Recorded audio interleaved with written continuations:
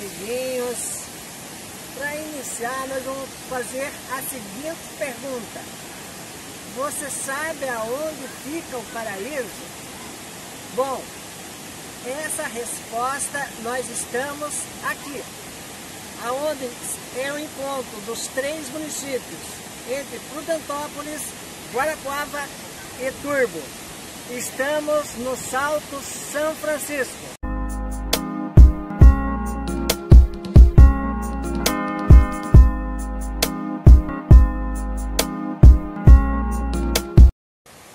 Então, falando em ecologia, todas as definições garantem que a ecologia é uma interação entre o organismo e o meio, a região onde esse ser vive e convive com diferentes espécies, grupos e assim por diante.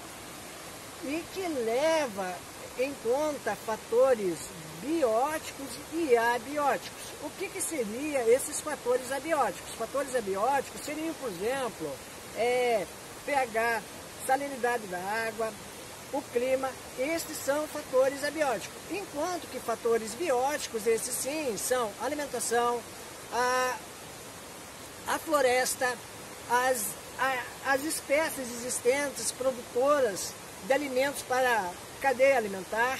Esses são fatores bióticos. E que no agrupamento desses fatores é que determina para as espécies aonde eles podem ser mais ou menos abundantes na região ou no local onde eles vivem. Então, nos ecossistemas, como já hoje nós relatamos na abertura, levam em conta os fatores abióticos e bióticos. Eles atuam em conjunto, no caso, na distribuição e a quantidade desses organismos no ecossistema. Então, alguns são meios físicos, enquanto que outros são físico-químicos. Como, por exemplo, a temperatura, a luz, água, solo, o pH do meio e assim por diante. E um outro ponto fundamental e crucial para o desenvolvimento e a manutenção das espécies no meio é a necessidade da manutenção do quê? Do fluxo de energia e dos ciclos de materiais. Eles vão se desdobrar numa série de processos e relações energéticas e que vão ser chamados do quê? Aí sim, amiguinho, vai ser chamados de cadeia alimentar, e no qual ele vai agrupar os membros de uma comunidade natural. Então, existem cadeias alimentares em todos os hábitos, em todos os ecossistemas. E pode ser por menor ou maior conjunto de ecossistemas,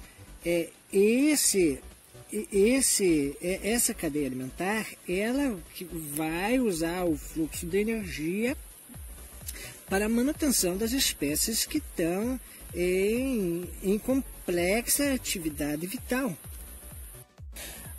Os ecossistemas, eles tendem a maturidade, no caso, sempre busca a estabilidade, vamos dizer assim, e ao ponto que passa de um estado menos complexo para um estado mais complexo. Então, essa mudança na maturidade, na estabilidade, essa mudança vai ser chamada de sucessão. A principal unidade funcional, no caso de um ecossistema, automaticamente vai ser o quê? A sua população. Então, essa população ocupa, no caso, um nicho funcional relacionado à sua função no fluxo de energia e nos ciclos de nutrientes. Tanto o meio quanto a quantidade de energia fixada em qualquer ecossistema, no caso, eles são limitados. Isso é uma lógica, né? Então, quando uma população, numericamente, ela atinge os limites impostos pelo ecossistema, o seu tamanho precisa ser estabilizado. E no caso, caso isso não ocorra, deve declinar em consequência, por exemplo, de doenças, fome, competição, baixa reprodução e outras reações comportamentais ou psicológicas dessas espécies. Então, mudanças e flutuações no meio representam, no caso, uma pressão seletiva, que ela ocorre automaticamente, naturalmente, no meio ambiente, sobre a população. E que esse é um fator que vai ajustar esse ecossistema no meio onde são relatados essas populações ou as espécies. A ecologia ela abrange uma interação muito complexa, num mecanismo muito dinâmico entre a zoologia, que estuda sobre os animais, a própria matemática, a morfologia dos vegetais, dos animais. A ecologia também vai ter uma relação muito próxima com climatologia. A ecologia também vai ter uma relação, e tem, na verdade, com a geologia, que estuda sobre paleontologia, sobre rochas e tal.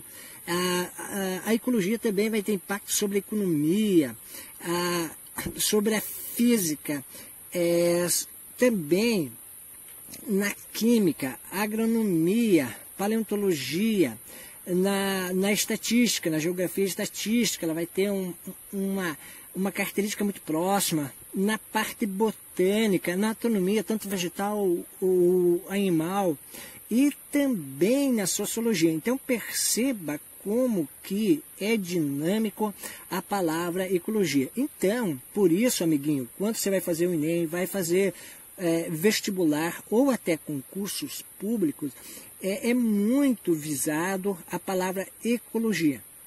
Então, nunca é demais buscar muitas leituras, muitos estudos sobre a ecologia. E já numa outra percepção, em relação mais genérica da ecologia, nós podemos perceber que existe a ecologia animal, a ecologia vegetal, ecologia de populações, ecologia de comunidades, ecologia de sistemas, ecologia aplicada à ecologia marinha, à ecologia terrestre, à ecologia humana e também a ecologia das paisagens. Como hoje nós estamos percebendo, a reprodução das paisagens aqui no Salto São Francisco, entre municípios de Prudentópolis, na tríplice fronteira, Prudentópolis, Guarapuava e Turvo, percebo que aqui é um cenário perfeito, um verdadeiro paraíso sobre ecologia.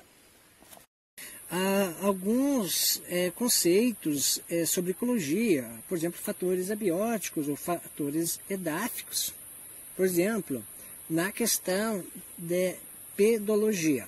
O que significa pedologia? Pedologia é a ciência que estuda, no caso, a formação do solo, e que essa foi iniciada na Rússia por volta de 1880.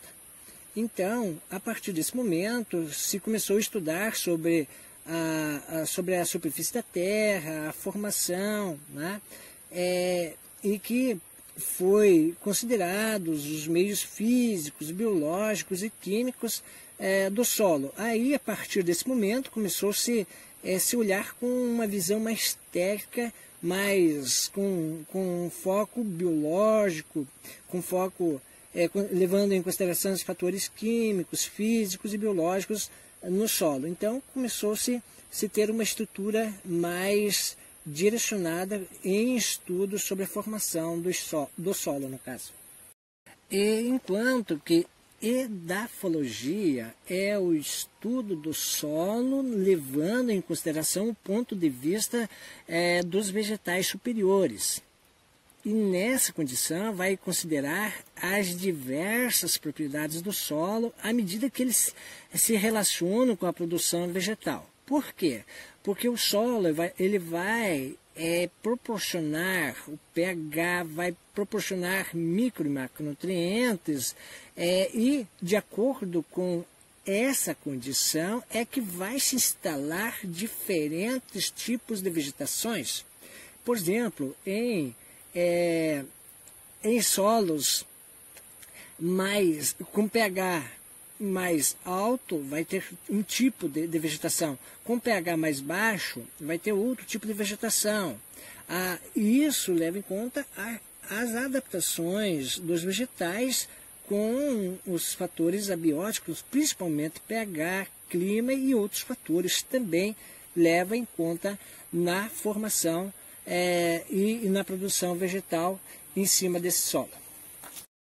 Então, falando em ecologia, natureza em si, quais seriam os padrões de diversidade, no caso em número? Bom, o número de espécies que são descritas, a gente sabe que existe uma proximidade estimada, no caso de esfera global. Mas não que todas as espécies já estão descritas, estudadas, definidas. Na realidade, em biologia, em ecologia, é muito dinâmico, existem alterações a cada dia que passa, a cada ano que passa, com o aumento das espécies descritas. Por quê? Porque o mundo científico ele não para, ele vai atualizando, vai fazendo os estudos e que automaticamente vai aumentando as espécies conhecidas e descritas.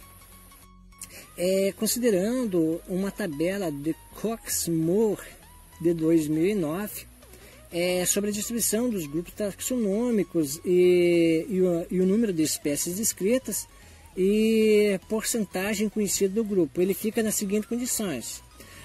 Os insetos são descritos até 2009 em torno de 950 mil espécies de insetos descritos. Então, são conhecidos apenas 12% de todas as espécies de insetos. Os fungos, até 2009, foram descritos 70 mil, apenas 7% são conhecidos até naquele momento de 2009.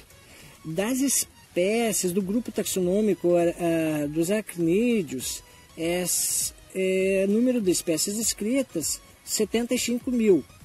Então, a porcentagem conhecida desse grupo, dos aracnídeos, fica em torno de apenas de 10%. Os nematódios descritos, existem 15 mil espécies, mais conhecidos apenas 3%.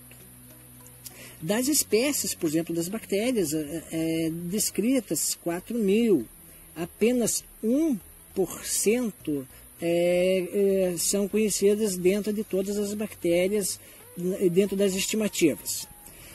Enquanto das plantas vasculares, em torno de 250 mil espécies descritas e apenas 83% dessas espécies são conhecidas. Do grupo taxonômico, os protozoários, no caso 40 mil espécies são descritas, em torno de 20% apenas são conhecidas, né? Até naquele momento de 2009.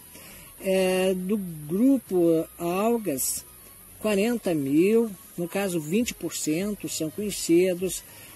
Do grupo taxonômico moluscos, 70 mil são descritos, 35% são, no caso, conhecidos, né?